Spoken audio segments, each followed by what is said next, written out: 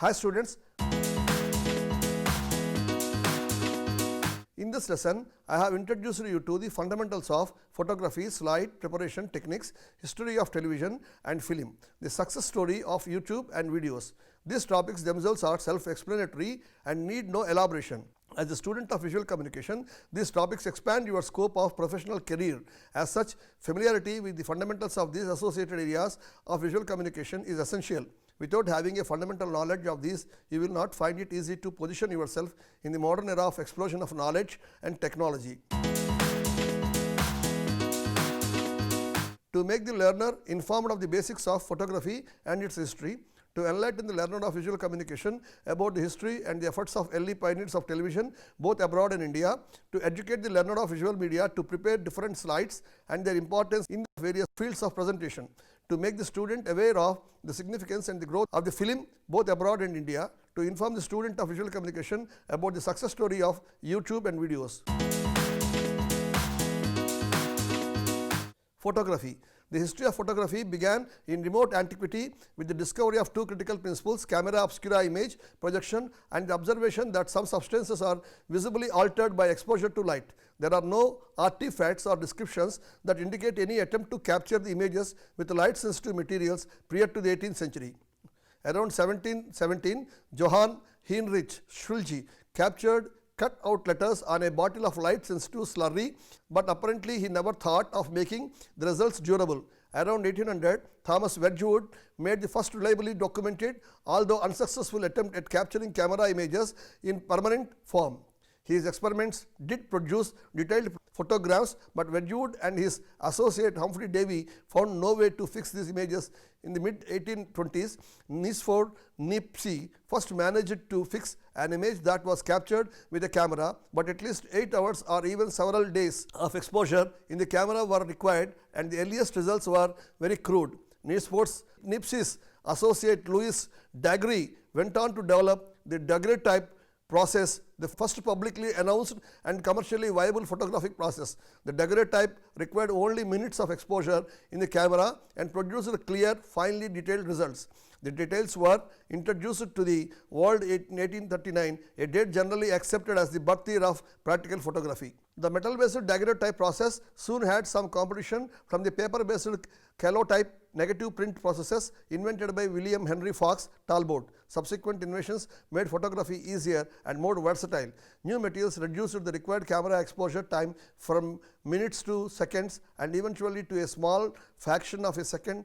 New photographic media were more economical, sensitive or convenient, including roll films for casual use by amateurs. In the mid 20th century, developments made it possible for amateurs to take pictures in natural color as well as black and white. The commercial introduction of computer-based electronic digital cameras in the 1990s soon revolutionized photography. During the first decade of the 21st century, traditional film-based photochemical methods were increasingly marginalized as the practical advantages of the new technology became widely appreciated and the image quality, moderately priced digital cameras, was continuously improved. Especially since cameras became a standard lecture on smartphones, taking pictures and instantly publishing them online has become a ubiquitous everyday practice around the world. Slides. The transparent photographs which are taken by still camera on a film are generally known as slides. They can either be projected on a screen by a slide projector or be viewed on a slide viewer. Most slide projectors are suitable for standard slides. Slides may either be live or flat copy type, and both are used to supplement each other. Slides can bring the outside into inside, create an impact with the use of color, offer clarity and sustain the interest of the viewers. It is necessary to develop communication skills through the preparation and use of graphics before attempting to prepare slides. One should be aware of the plus points and limitations of overhead projection in order to employ slides to further advantage. Typically, a slide projector consists of a quartz halogen lamp, the light from which is reflected by a reflector through a heat filter and condenser lenses onto a slide. The heat filter is a thermocrystal which absorbs most of the heat generated by the lamp. A cooling system consisting of a fan convects from the heat filter and other components. The fan is generally thermostatically controlled and it switches off shortly after the projector is switched off. If there are two separate on and off switches provided, care must be taken to switch on the fan before switching on the lamp and to switch it off well after the lamp is switched off. Passing of light through the slide projects an upside down and laterally inverted image of the slide on the screen by virtue of the objective lens placed between the slide and the screen. For a bright image, the slide must be placed at the focal plane of the objective lens. A focusing knob enables the positioning of the slide at the focal plane of the lens. A screen of 1:1 m would therefore be adequate for this projection, which is suitable for a room to seat 30 people. Care must be taken to ensure the desired level of illumination because the light intensity falls off inversely as the square of the distance. Twice the size of the screen may mean barely quarter of the light intensity. However, with modern translucent screens and very bright source of illumination, it is possible to use slide projectors for a hall 10 meters deep to seat over 100 people even without complete blackout. This is one of the plus points of a slide projector in comparison with an overhead projector. A slide projector can be placed behind the screen and the image is projected backwards onto an inclined mirror and then reflected on the screen form from the back. Such an arrangement can minimize distraction to the viewers as the presenter operates it by remote control switches and only the projection on the very screen is visible to them. On the basis of their making process, slides are of three types: slides made by photographic process, computer made slides and handmade slides. Again, there are slides of either live or flat copy type. Live slides capture real life objects, life size events and environmental conditions. Flat copy slides are made by taking pictures of graphics, artwork and visuals drawn on sheets of paper. Live slides are made only by taking pictures on a positive, that is color reversal film. Flat copy slides can be made in many ways, that is by photographic processes, through computer graphics and by hand. It is possible to have them as positive or in reverse text form. Positive slides correspond to the text in its legal form, example dark lines or light colored background. Reversed text slides with white or light colored text on a dark or colored background are more effective. Slide preparation. The slides are prepared in sets of 10, 20 or more slides for selected topics. They must consist of a combination of information by written word, sketches, cartoons, graphs, pictures of objects, things in action, etc. For effective utilization of the effort invested, it is therefore necessary to select appropriate topics and plan the sequence with the reference to the objectives. It is a good practice to prepare a script that is frame by frame, sketches of visuals supported by brief descriptions on rough sheets. Scripts are helpful in organizing the details and the sequence. The frame drawings are generally prepared with 20 into 30 centimeters area of oversized drawing sheets, say 24 into 36 centimeter size. This ensures the aspect ratio of 1:5 and permits the use of fiber pens, stencils or dried transfer letters size 6 mm or more. Description from books and typed matter must be enlarged and adapted carefully. As a rule, only one concept or one sketch or one graph is adequate for one frame. Colored chart paper and colored ink appropriately selected result in good colored slides.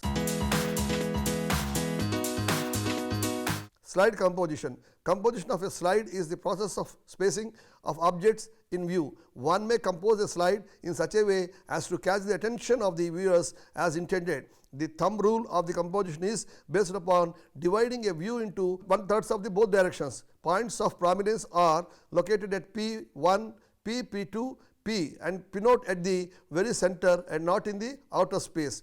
The thumb rule of space utilization states that the graphs, diagrams are drawn over a 2.3 rectangular area around the pictures should fill the oblong viewfinder of the camera. Graphics are generally prepared within 20 centimeters to 30 centimeters area on 24 centimeters to 36 centimeter sheets without margins. Dry transfer letters or stencil letters of size 10 mm and above are recommended. Slide presentation. The slides presentation is accompanied by commentary recorded on a cassette or tape. The commentary is pre-recorded on one track of the tape and either audible cues or inaudible pulses are also pre-recorded on the other track. In the case of audible cues, the presenter of his assistant should advance the slides on getting the due cue. Example, next please, or a nod. The presenter may intervene at will by switching off the tape or by holding it at pause for further explanations or for replying a question. The intention of inaudible cues is to synchronize the slideshow with the recorded commentary electrically. This can be done by connecting a cassette recorder with one or more slide projectors, tape slide projector. It is also possible to record the commentary on a cassette while showing slides on a tape slide projector. Tape slide systems are now available with the dual facility of backscene projection on a built-in small screen or for normal projection on a big frontal screen. Camera and photography.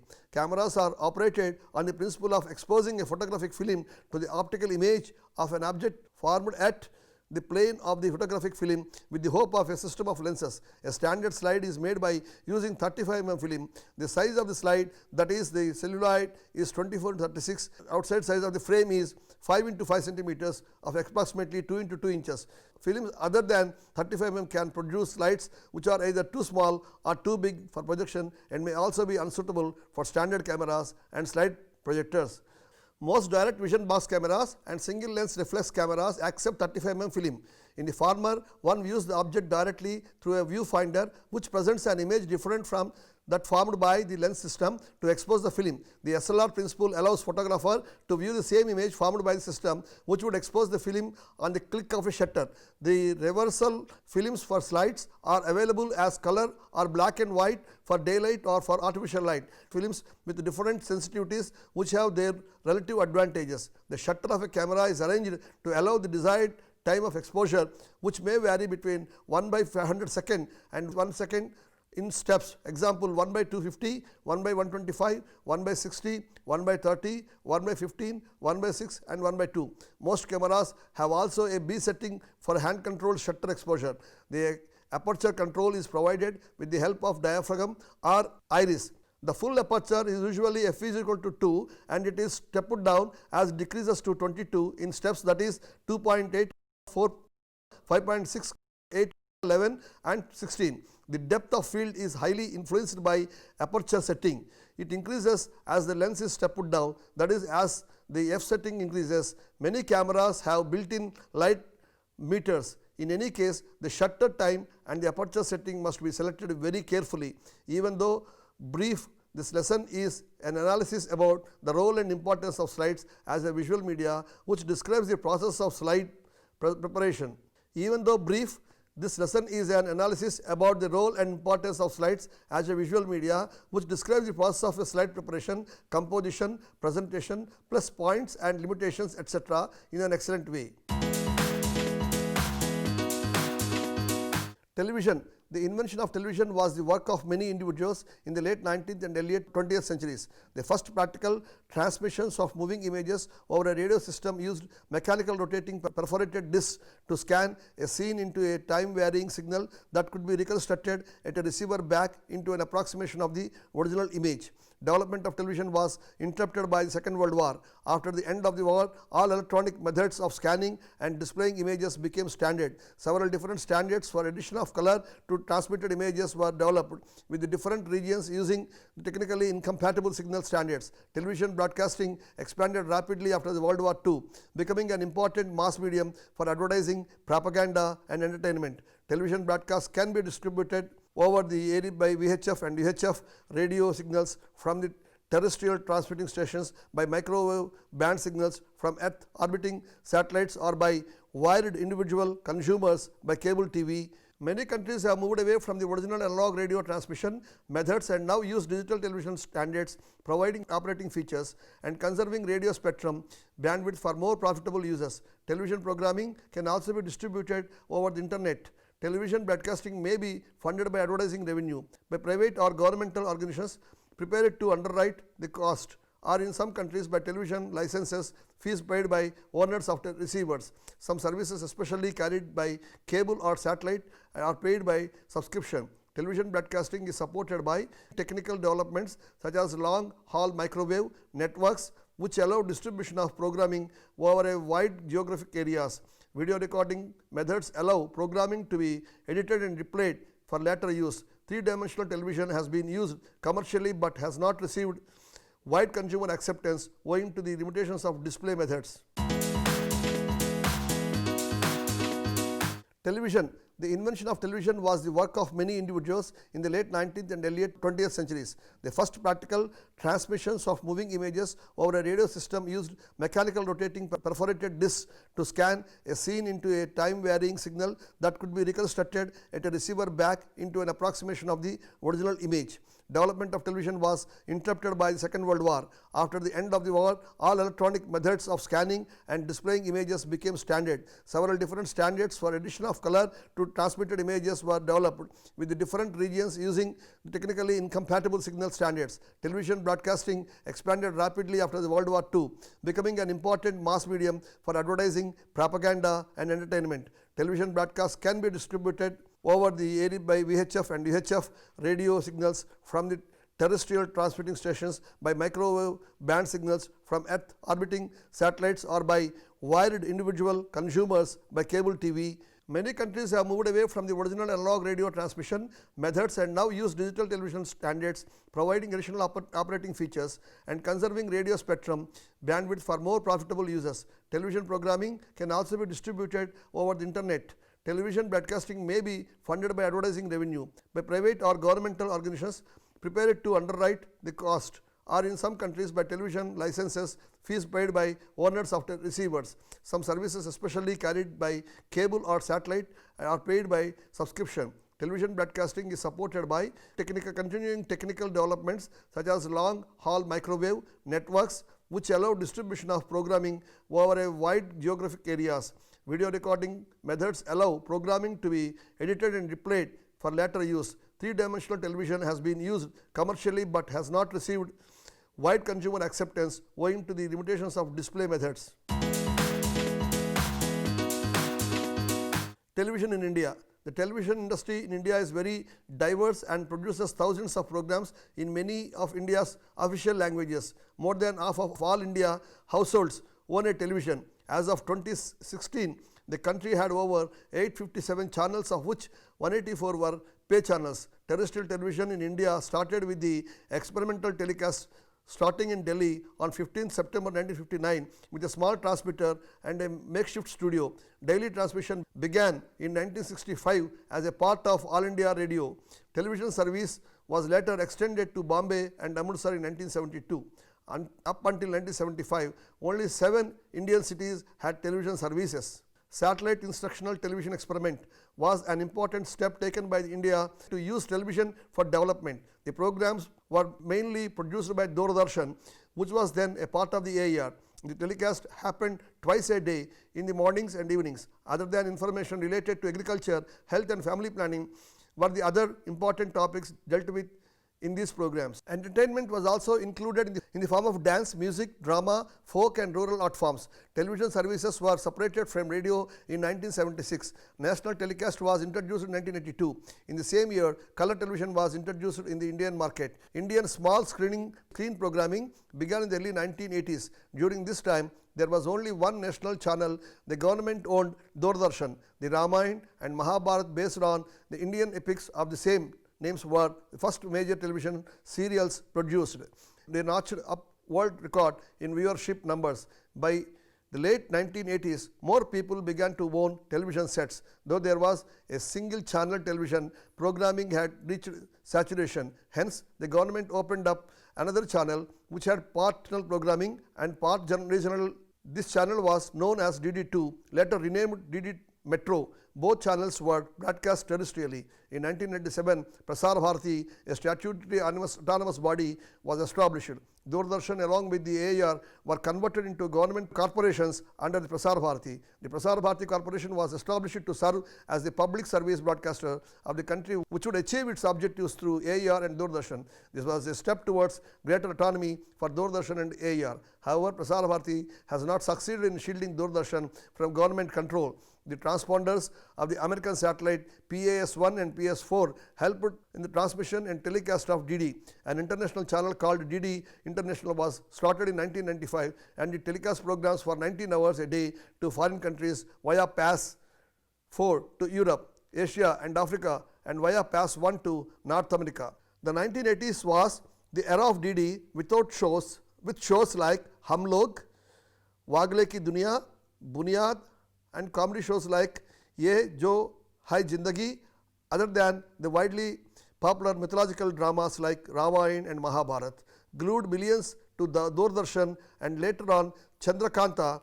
Hindi film songs based programs like Chitrahar, Rangoli, Mukabla, and crime thrillers like Karamchand, Bhyomi Bhakshi shows targeted at children included Divyanshuki, Kahaniya, Vikram Betal, Malgudi Days, Tenali Rama. It is also noted that Bengali filmmaker Parveer Roy had distinction of introducing color television coverage in India in February-March 1982 during the Nehru Cup, a football tournament which was held at Eden Gardens, Kolkata, with 5 online camera operations before Doordarshan started the same during the Delhi Asian Games in November same year. The central government launched a series of economic and social reforms in 1991 under the Prime Minister Narasimha Rao. Under the new policies, the government allowed private and foreign broadcasters to engage in limited operations in India.